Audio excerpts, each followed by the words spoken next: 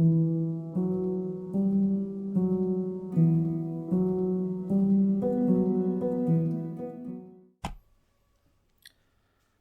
Everyone, welcome to my channel again. तो आज हम आ चुके हैं नेक्स्ट लेक्चर पे। अब तक हम कंस्ट्रेंट मोशन में दो अलग अलग तरह के कंस्ट्रेंट पढ़ चुके हैं। एक था पुली कंस्ट्रेंट, एक था वेज कंस्ट्रेंट, है ना। पुली कंस्ट्रेंट भी हम लोग जान चुके हैं। पुली कंस्ट्रेंट के बारे में भी हमने पूरी अच्छी तरीके से जाना, अच्छी तरीके से क्वेश्चंस किए। और वेज कंस्ट्रेंट के ऊपर भी मैंने आपको 3 या 4 क्वेश्चंस करवाए थे, जिससे आपको पूरा वेज कंस्ट्रेंट समझ में आ गया था, राइट। तो आज की जो क्लास है उसमें हम लोग समझने वाले हैं पुली प्लस वेज कंस्ट्रेंट इकट्ठा, दोनों में क्या रिलेशन होता है, दोनों कैसे पढ़े जाते हैं एक साथ। कुछ क्वेश्चंस मैं आपके लिए लेके आया हूं, लगभग तीन से चार क्वेश्चंस मैं आपको करवाऊंगा, जो टिपिकल स्टैंडर्ड क्वेश्चंस होते हैं, ज्यादातर जो पूछे जाते हैं, राइट। आपके लिए एक और खुशखबरी मैं आपको देने वाला हूं कि एक्चुअल में हम लोगों ने इंस्टाग्राम पे एक और नया चैनल स्टार्ट किया है, एंगुलर फिजिक्स प्रो के नाम से, जिसमें हम लोग एक्चुअल में सिर्फ और सिर्फ वो वाला कंटेंट डेवलप करेंगे, जैसे कि आपके पास कुछ प्रीवियस ईयर क्वेश्चंस होते हैं जिनके सॉल्यूशंस आपको अच्छे से नहीं मिल पाते, डिटेल्ड सॉल्यूशंस। तो उस अकाउंट पे आपको सारे डिटेल्ड सॉल्यूशंस मिलेंगे, हर मॉड्यूल के, हर चैप्टर के, हर बुक के, सिंगेज, HC वर्मा। हमारे पास अलग अलग तरह की अलग अलग बुक्स हैं, बहुत सारी बुक्स मैंने अलग अलग एडिशन की मंगाई है। मैं सबके सॉल्यूशंस उस इंस्टाग्राम अकाउंट पे पोस्ट करने वाला हूँ, राइट, विद डिटेल्ड सॉल्यूशंस, अपने हाथ से लिखे हुए। ऐसा कुछ नहीं करूंगा कि मैं डिजिटाइज उनको करवाऊंगा, अपने हाथ से लिखूंगा और वही एक्चुअल में मैं वहाँ पे पोस्ट करूंगा। वही सारे सॉल्यूशंस मैं यहाँ पे यूट्यूब की कम्युनिटी पे भी पोस्ट करने वाला हूँ, लेकिन आप लोगों को ट्यून रहना पड़ेगा, राइट। सबसे पहले इस क्लास को स्टार्ट करने से पहले मैं आपको बता दूं कि एक्चुअल में यहाँ पे कुछ रस्सियाँ टेढ़ी आने वाली है। अब तक आपकी रस्सी जो थी वो बिल्कुल सीधी थी, ठीक है ना। तो सीधी रस्सी में कोई प्रॉब्लम होती नहीं है, जिधर रस्सी होती है उसके अलॉन्ग ही एक्सेलरेशन होती है। लेकिन अब आपकी कुछ ऐसी भी कंडीशंस आ सकती हैं कि आपकी एक्सेलरेशन रस्सी से कुछ एंगल थीटा पे लग रही हो, राइट। उस केस में आपको क्या करना है, जब भी आप कंस्ट्रेंट निकालते हो, कंस्ट्रेंट रिलेशन निकालते हो, तो उस केस में आपको याद रखना है कि जब भी आप एक्सेलरेशन या वेलोसिटी लोगे तो हमेशा अलोंग द रस्सी लेनी है, अलोंग द स्ट्रिंग लेनी है। आपको अलग अलग एक्सेलरेशन को कंसिडर नहीं करना है, राइट। कौन सी एक्सेलरेशन का कंपोनेंट कंसिडर करना है हमें, जो अलोंग द स्ट्रिंग होगा, जो अलोंग द रस्सी होगा। Is it clear. वैसे अभी जो मैं क्वेश्चंस करवाने वाला हूं उनमें आपको ये सारी बातें क्लियर हो जाएंगी। मैं बढ़िया बढ़िया क्वेश्चन आपके लिए लेके आया हूं। एक और बात जो मैं आपको बताने वाला हूं कि बहुत सारी क्लासेस को मैंने देखा है, बहुत सारे अलग अलग टीचर्स को मैंने देखा है, यूट्यूब पे भी देखा है, बहुत अलग अलग जाके इंस्टीट्यूट में भी देखा है। सब लोग एक्चुअल में क्या करते हैं, कंस्ट्रेंट रिलेशंस को डेवलप करते हैं और छोड़ देते हैं, राइट।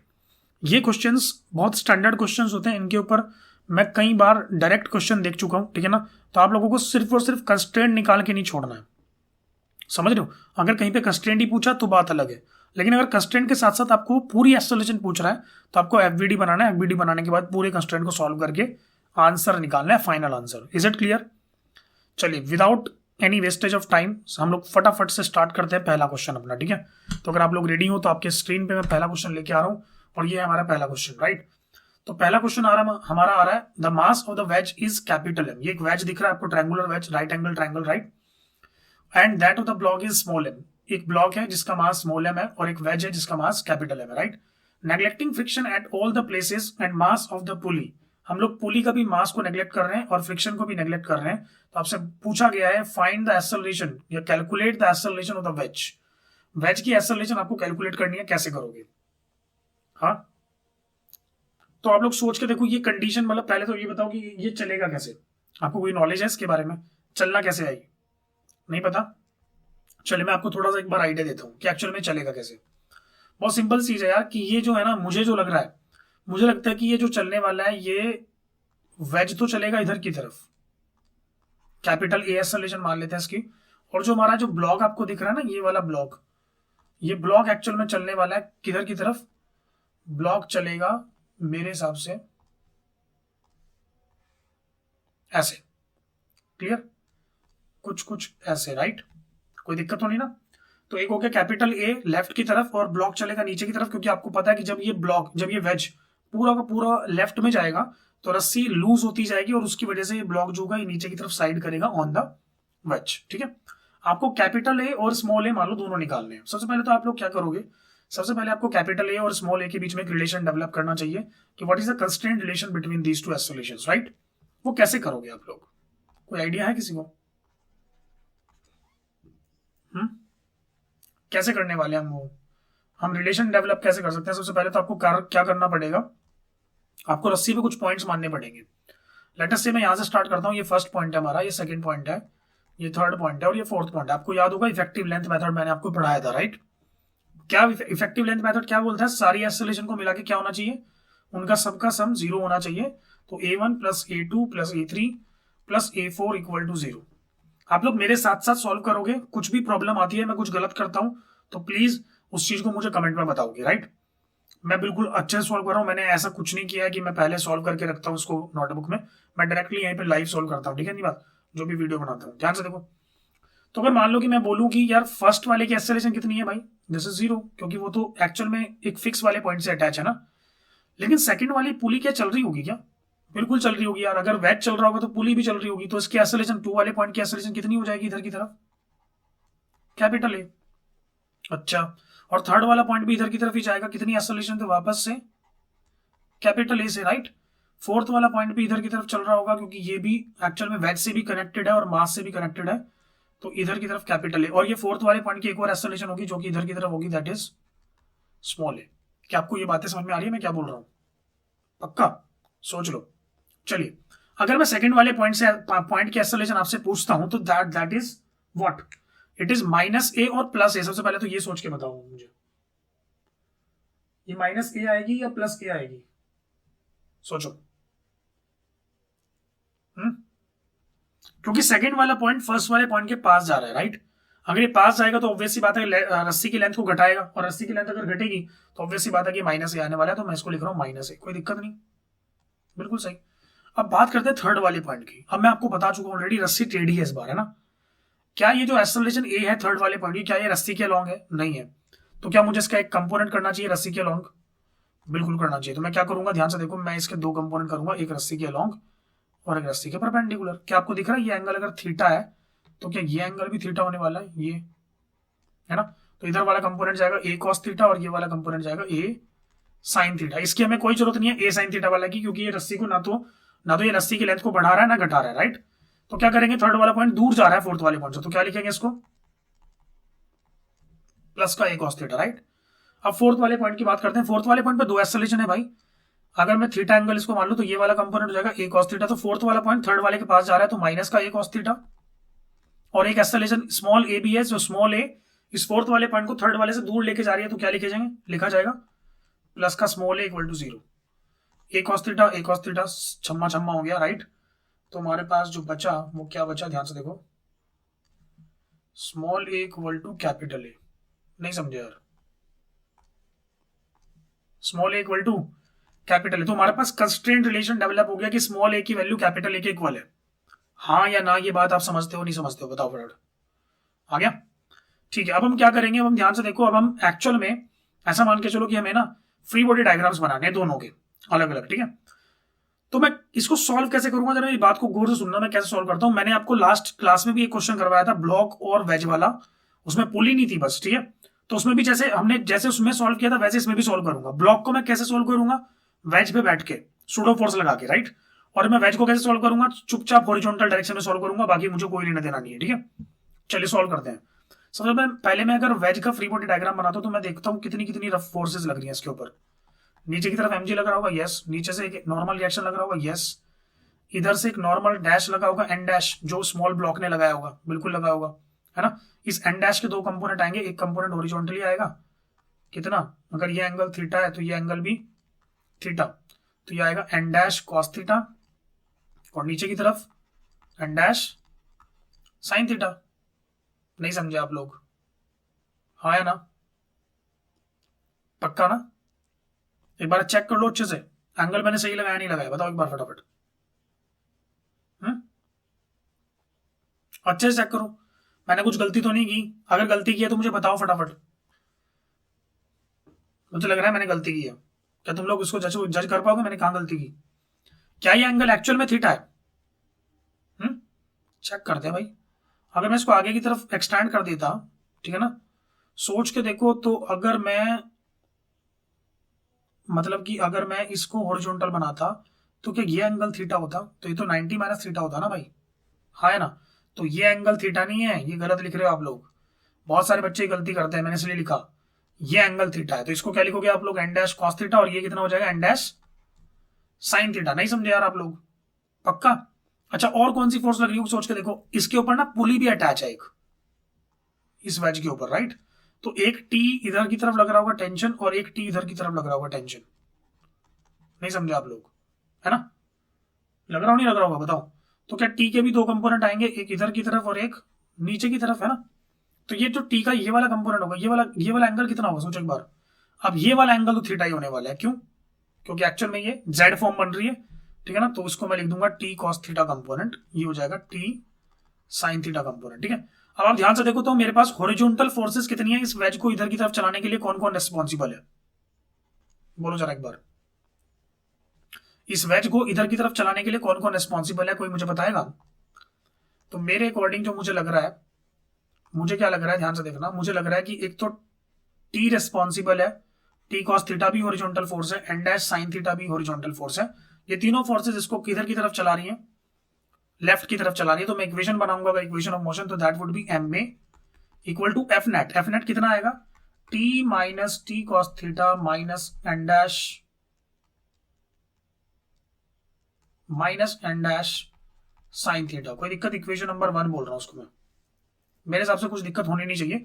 अब मुझे ना, मेरा जो काम है, मेरा काम है टेंशन और एन डैश को निकालना। अगर मैंने टेंशन और एन डैश निकाल लिया तो मेरा काम हो जाएगा, राइट? अब मैं बनाता हूं ब्लॉक का फ्री बॉडी डायग्राम। ये ब्लॉक है हमारा, तो बताओ ब्लॉक पे कौन कौन सी फोर्स लग रही होगी। इधर से एन डैश लग रहा होगा, बिल्कुल। इधर की तरफ एक एम जी साइन थीटा लग रहा होगा डाउन द इंक्लाइन प्लेन। इधर की तरफ एक एम जी कॉस थीटा लग रहा होगा, बिल्कुल लग रहा होगा, है ना? और कौन सी फोर्स लग रही होगी इसके ऊपर, एक टेंशन लग रही होगी इधर से, बिल्कुल लग रही होगी, राइट?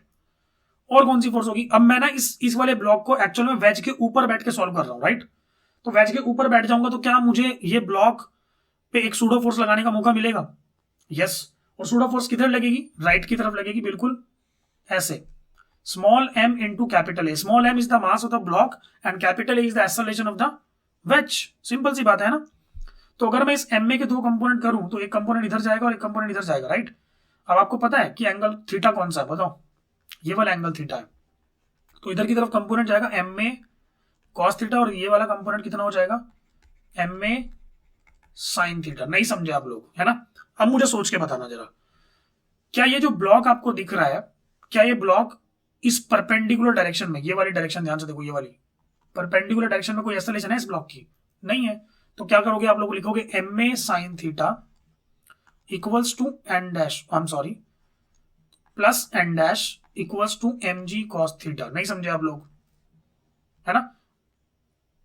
उधर वाली फोर्सेस इक्वल्स टू इधर वाली फोर्सेस, राइट? मैंने ऐसे किया, कोई दिक्कत तो नहीं ना? चलिए, अब यहां से एन डैश की वैल्यू निकाल लो, ये कितनी आएगी, M G cos theta minus M A sine theta. मैं इसको यहीं पे, अभी इसको यहीं पे रोक रहा हूं, मतलब ये मेरी वैल्यू आ गई किसकी, एन डैश की वैल्यू आ गई। कोई दिक्कत इसमें नहीं? चलिए, ये मैं मान लेता हूं इक्वेशन नंबर 2। अब मुझे एक टेंशन की इक्वेशन भी निकालनी है, तो मैं क्या करूं, मुझे पता है कि ये ब्लॉक नीचे की तरफ जा रहा है, ए एक्सेलरेशन से इधर की तरफ, है ना? तो अगर इधर की डायरेक्शन में एक एक्सेलरेशन की इक्वेशन बनाएंगे तो क्या बनेगी, M small A equals to M G sine theta plus M A cos theta minus T. Tension भी आएगा ना, यस। तो यहां से टेंशन की वैल्यू मुझे क्या मिल रही है, यहां से टेंशन की वैल्यू मुझे मिल रही है एम जी साइन थीटा प्लस एम ए cos theta minus M G. ये मेरी आ गई थर्ड इक्वेशन। कोई दिक्कत?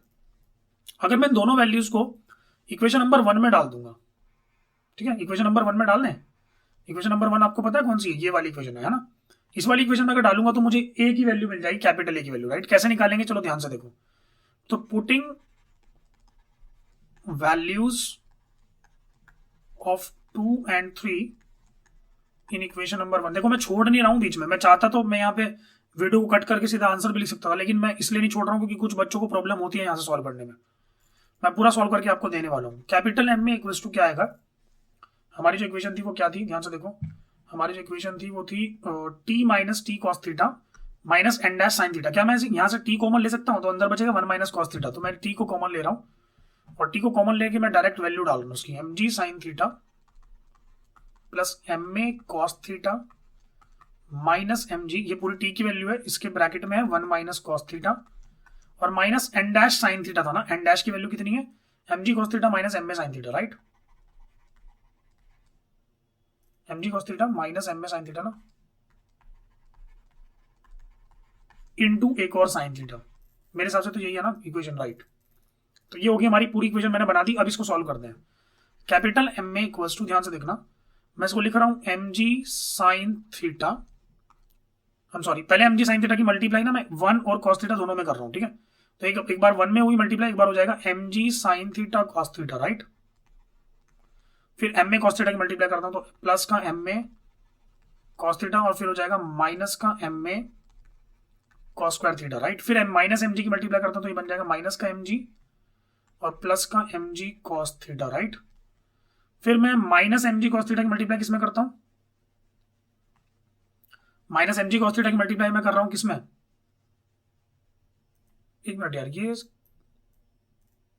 टेंशन की इक्वेशन क्या आ गई मेरी, ये स्मॉल एम ए कहां गया, I'm sorry, it is not mg, it's ma, है ना, ये mg नहीं था, ये ma था। तो सही हुआ, मैं अभी पता लग गया, नहीं तो बाद में दिक्कत होती बहुत। तो हम लोग इसको लिख रहे हैं माइनस का एम में ना, तो ये माइनस का एम में आएगा, ठीक है ना। क्या आपको पता है स्मॉल ए और कैपिटल ए इक्वल है, तो क्या मैं स्मॉल ए की जगह कैपिटल ए डाल सकता हूँ, राइट। तो मैं यहाँ पे कैपिटल ए ही डाल रहा हूँ डायरेक्ट, ठीक है। चलिए अब minus M G cos theta की मल्टीप्लाई माइनस एम जी, मतलब ये हो जाएगा माइनस का M G cos theta sine theta, और एक बन गया प्लस का M A sine square theta. Yes guys, तो मैंने एक बार दोबारा फिर से चेक किया इस पूरे को, तो एक्चुअल में हम लोग एक गलती कर चुके हैं इसमें, क्या कि टी और एन डैश साइन थीटा दोनों सेम डायरेक्शन में थे, इसलिए इसको प्लस लिखना चाहिए यहाँ पे, राइट, फर्स्ट इक्वेशन में। अदरवाइज हमारा पूरा क्वेश्चन गलत हो जाएगा। वो अच्छा हुआ मैंने अभी चेक कर लिया, ठीक है ना। तो यहाँ पे प्लस आएगा और यहाँ पे प्लस आएगा, तो फिर ये हो जाएगा प्लस और ये हो जाएगा हमारा माइनस, ठीक है। बाकी सब सही है। अब चेक करते हैं, इसको सॉल्व करते हैं, ठीक है। देखो सॉल्व करने का तरीका, एम ए इक्वल्स टू, ध्यान से देखना, एम जी साइन थीटा, कोई और दिख रहा है आपको पूरी इक्वेशन में, नहीं, इसको अभी ऐसे ही छोड़ देते हैं, राइट। फिर आप ध्यान से देखो तो minus M G sine theta cos theta और प्लस एम जी साइन थीटा कॉस थीटा, ये दोनों छम्मा छम्मा हो गए, राइट। अच्छा एक और बात कि ये एम ए कॉस थीटा प्लस एम ए कॉस थीटा के दोनों को जोड़ दूंगा मैं, तो लिखा जाएगा two M A cos theta, right. अच्छा एक माइनस एम ए ये अलग है, इसको अलग लिख देता हूं, और साथ में इस वाले को और इस वाले को देखो एक बार, इन दोनों में से ना माइनस एम ए कॉमन आ रहा है, राइट। अंदर क्या बचेगा, cos square theta plus sine square theta, that is 1, yes obviously. तो मुझे अगर यहां से capital M A equals to आ रहा है, ध्यान से देखो, m ji sine theta plus two M A cos theta minus two M a आ गया, रही, ठीक है। तो क्योंकि minus M a minus two M A हो जाएगा, तो मैं टू एम ए को कॉमन ले रहा हूं, अंदर बचेगा क्या, कॉस थीटा माइनस 1, हाँ है ना, बिल्कुल यार। तो अगर मैं इसको उधर की तरफ लेके जाऊंगा तो ये बन जाएगा कैपिटल एम ए प्लस का two M a into 1 minus cos theta, मैंने इसको पोलैरिटी अलग उल्टी कर दी, equals to M G sine theta. तो मुझे कैपिटल ए कॉमन मिल रहा है, capital M plus small two m into 1 minus cos theta equals to M G sine theta. तो यहां से मुझे कैपिटल ए की वैल्यू मिल रही है एम जी sine theta upon capital M plus two M 1 minus cos theta, right. तो ऐसे करके हमारे पास कैपिटल ए की वैल्यू आ गई, और हमें पता है कि कैपिटल ए और स्मॉल ए दोनों इक्वल थे, तो जो कैपिटल ए आया वही हमारा क्या है, वही हमारा small A. Is it clear? Simple था, ये वाला पार्ट समझ में आ गया होगा। तो इसमें प्लीज, जैसे मुझसे गलती हुई वैसे आपसे भी हो सकती है, ठीक है ना। तो मैं बोल रहा हूँ डायरेक्शंस का बहुत अच्छे से ध्यान रखना है, इक्वेशंस का बहुत अच्छे से ध्यान रखना है, क्योंकि इक्वेशंस का ध्यान रखोगे तो ही एक्चुअल में आप लोग हर चीज को अच्छे से जज कर पाओगे, ठीक है। इतनी बात, सारी इक्वेशन सही होनी चाहिए तभी आंसर आता है इसमें, ठीक है। चलिए फिर, अगर आपको ये समझ में आ गया है तो फिर हम नेक्स्ट क्वेश्चन पे बढ़े। Okay, if you are ready तो नेक्स्ट क्वेश्चन की तरफ हम लोग चलते हैं, and the next question is coming on our screen.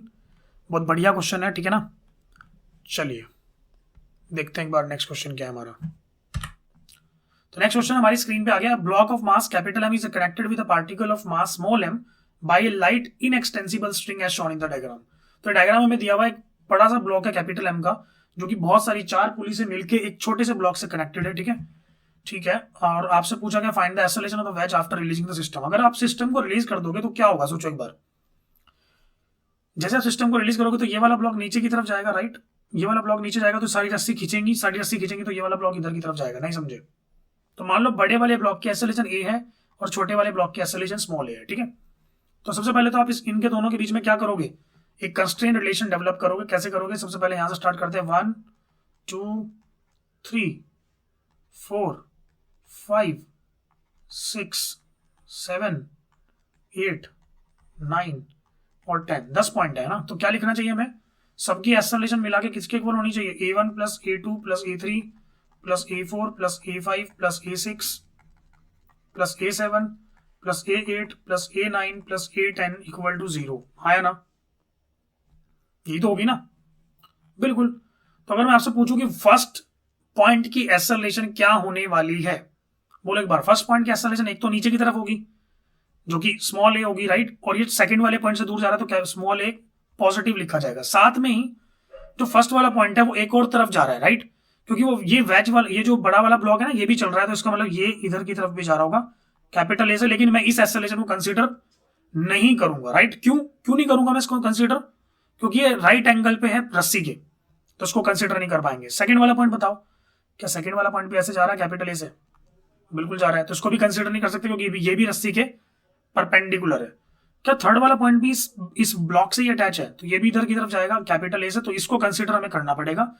Third वाला पॉइंट क्योंकि फोर्थ वाले पॉइंट के पास जा रहा है इसलिए लेंथ को घटाएगा, तो ये तो 0 हो गया। थर्ड वाले की एक्सेलरेशन क्या आएगी, -a। फोर्थ वाले की एक्सेलरेशन 0 क्योंकि वो फिक्स पुली से अटैच है। फिफ्थ वाले की एक्सेलरेशन भी 0। सिक्स्थ वाला पॉइंट भी ए से फिफ्थ वाले के पास जा रहा होगा, राइट। तो मैं क्या बोलूंगा, सिक्स्थ वाले पॉइंट की एक्सेलरेशन क्या हो जाएगी, फोर्थ और फिफ्थ की 0 है ना, तो सिक्स्थ वाले क्या हो जाएगी, माइनस का कैपिटल ए, सेवंथ का भी माइनस का कैपिटल ए, 8 और 9 0 प्लस 0 और 10th की एक्सेलरेशन भी -a इक्वल टू 0। इक्वेशन समझ में आई पूरी। एक बार नहीं आई है तो प्लीज पॉज करके एक बार दोबारा देख लो, रिवाइंड करके देख लो। -a 4 बार है तो क्या आएगा, 4a के इक्वल आ जाएगा। That is the relation between small A and capital A. Relation समझ में आ गया, कंस्ट्रेंट रिलेशन हमने डेवलप कर लिया। अब हमें क्या निकालना है, इन दोनों की एक्सेलरेशन निकालनी है। कैसे निकालेंगे, कोई आइडिया है किसी को? चलिए सबसे पहले हम लोग क्या करते हैं, सबसे पहले हम लोग बड़े ब्लॉक का एक फ्री बॉडी डायग्राम बनाते हैं। तो बड़े ब्लॉक का अगर मैं फ्री बॉडी डायग्राम बनाने की कोशिश करूं तो उसके ऊपर कितनी फोर्सेस लग रही है, सोच के बताओ। क्या इसके ऊपर नीचे की तरफ एमजी लग रहा होगा, नीचे से एक नॉर्मल रिएक्शन भी लग रहा होगा, साथ में जो छोटे वाला ब्लॉक है क्या वो इससे अटैच था, तो वो भी एक रिएक्शन इसके ऊपर मार रहा होगा एन डैश, है ना, बिल्कुल। और क्या लग रहा होगा इसके ऊपर, सोचो एक बार। क्या इसके ऊपर चार मतलब कितनी पुली अटैच है, इससे 2 पुली अटैच है। एक पुली यहाँ पे अटैच है, एक टेंशन ये लग रही है, एक टेंशन ये लग रही है, दूसरी पुली ऐसे अटैच है, ये टेंशन और एक टेंशन ये, है ना, ऐसे लग रही है ना टेंशन, कोई दिक्कत नहीं। और क्या लग रहा है इसके ऊपर, और कोई फोर्स आपको लग रहा है, कुछ लग रही हो, नहीं। अच्छा ये जा किधर रहा है, ये जा रहा है राइट की तरफ, तो कैपिटल ए एक्सेलरेशन। तो क्या इक्वेशन बनेगी इसकी, राइट की तरफ कैपिटल एम में इक्वल्स टू कितनी फोर्स है राइट की तरफ, ध्यान से देखो, 1 2 3 4 टेंशन है ना, और साथ में एक एन डैश भी है दूसरी तरफ, तो 4 टेंशन माइनस एन डैश, नहीं समझे, इक्वेशन नंबर 1, ठीक है। अब ब्लॉक की बात करते हैं, स्मॉल ब्लॉक की। अगर मैं स्मॉल ब्लॉक का फ्री बॉडी डायग्राम बनाने की कोशिश करूं तो वो कैसे बनेगा, बताइए। स्मॉल ब्लॉक का फ्री बॉडी डायग्राम अगर आप बनाओगे तो नीचे की तरफ लग रहा होगा स्मॉल एमजी, ऊपर की तरफ लग रहा है टेंशन, इधर की तरफ लग रहा है एक एन डैश, क्योंकि इसने भी एक फोर्स लगाई थी बड़े वाले ब्लॉक पे, तो इसके ऊपर भी लगेगी, राइट। अच्छा और कोई लग रही है इसके ऊपर फोर्स, क्या लगता है आपको? इसके ऊपर एक और फोर्स मैं लगाने वाला हूं, क्या, सूडो फोर्स, राइट। अगर हमारा बड़ा वाला ब्लॉक राइट में चल रहा तो सूडो फोर्स किधर लगेगी, लेफ्ट में, और कितनी लगेगी, एक मिनट, कितनी लगेगी बताओ जरा एक बार।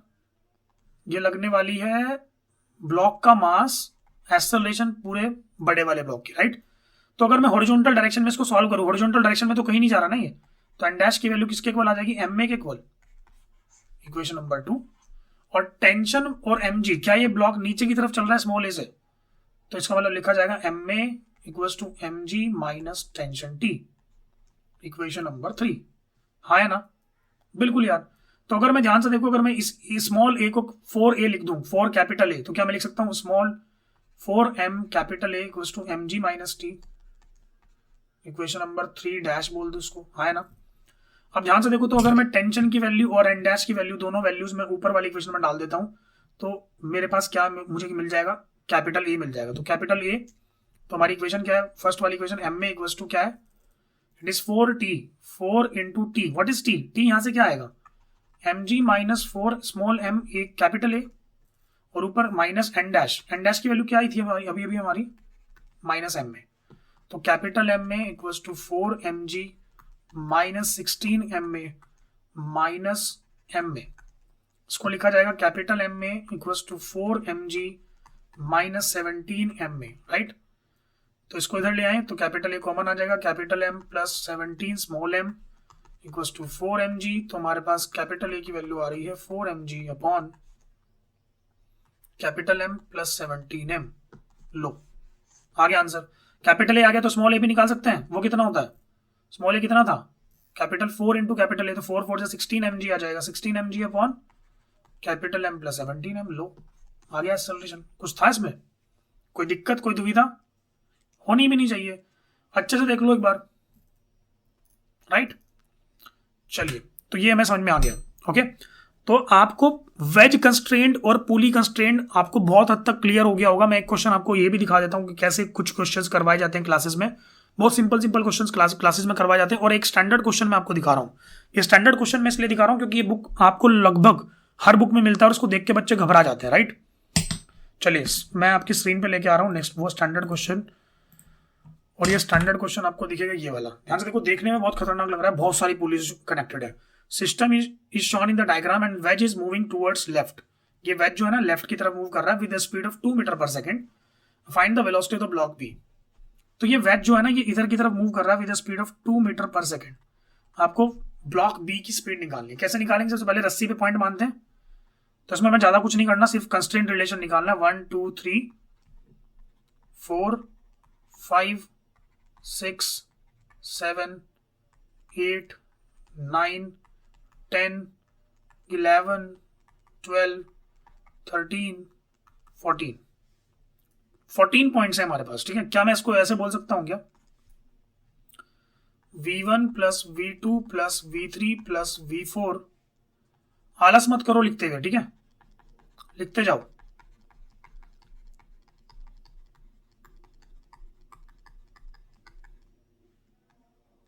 V10 प्लस V11 और plus V12 plus V13 plus V14 equal to 0। सबका टोटल मिला के कितना है, 0 है ना। चलो बताओ मुझे, फर्स्ट वाला पॉइंट किधर की तरफ चल रहा है, बोलो बोलो, फर्स्ट वाला पॉइंट किधर की तरफ चल रहा है।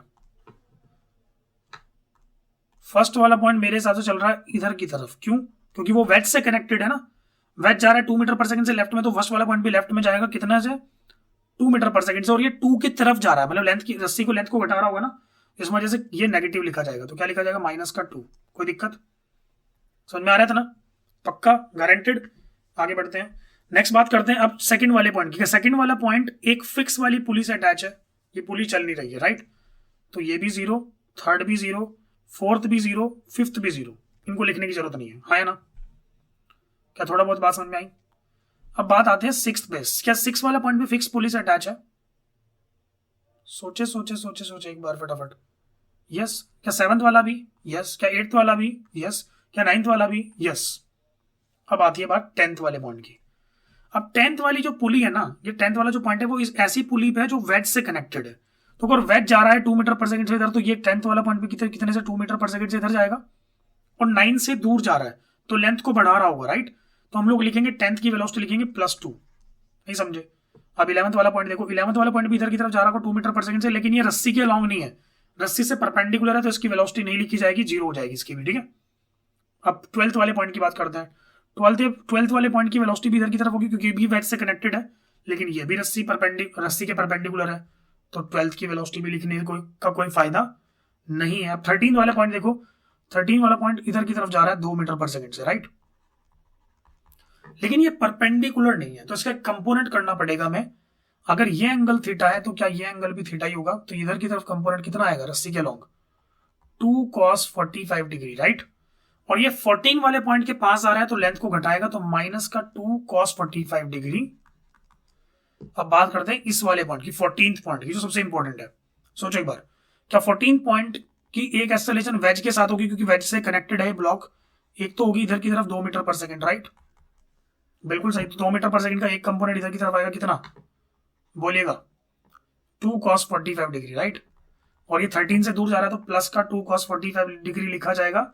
और साथ में ये जो ब्लॉक है, जब ये रस्सी खींचेगी तो ये ब्लॉक ऊपर की तरफ भी चलेगा, तो इसकी ऊपर वाली जो एक्सेलरेशन है, मान लो वो स्मॉल ए है, तो वो 13 के पास जा रही है, इसलिए लेंथ को कम कर रही होगी, तो क्या लिखा जाएगा, माइनस का स्मॉल ए इक्वल टू 0, है ना। तो 2 cos 45 से 2 cos 45 छम्मा छम्मा, तो एक ए की वैल्यू कितनी आ रही है, 2 से 2 छम्मा छम्मा, तो आंसर आया 0 मेरे हिसाब से। कितना आंसर आया, 0। मतलब जो ब्लॉक बी है उसकी कोई भी एक्सेलरेशन होने वाली नहीं है। Is it clear to everyone? अरे सॉरी एक मिनट, वेलोसिटी निकालनी थी ना, मैं इसको वी लिखो, वेलोसिटी 0 आ रही है, पक्का सोच लो, गारंटेड। समझ में आ गया सबको? कोई भी दिक्कत हो तो प्लीज़ बोलो, अगर कोई भी दिक्कत हो या कोई भी चीज़ समझ में ना आई हो तो प्लीज़ बोलो। और मैं आपको अपना लिंक दे रहा हूँ कि हमारे इंस्टाग्राम पे कौन कौन से अकाउंट एक्टिव हैं, तो प्लीज़ उनको फॉलो करो और इस चैनल को सब्सक्राइब करो, ताकि आपको हर नोटिफिकेशन मिलता रहे। मैं पूरा कोर्स बनाने वाला हूँ, पूरा 11 से लेकर 12 तक का, तो प्लीज़ फ्री ऑफ कॉस्ट है, कुछ भी चार्जेस नहीं है। कोई भी डाउट आए तो कमेंट में बोलो, मैं हर तरीके से सॉल्व करने के लिए रेडी हूँ। चलिए, थैंक यू एवरीवन।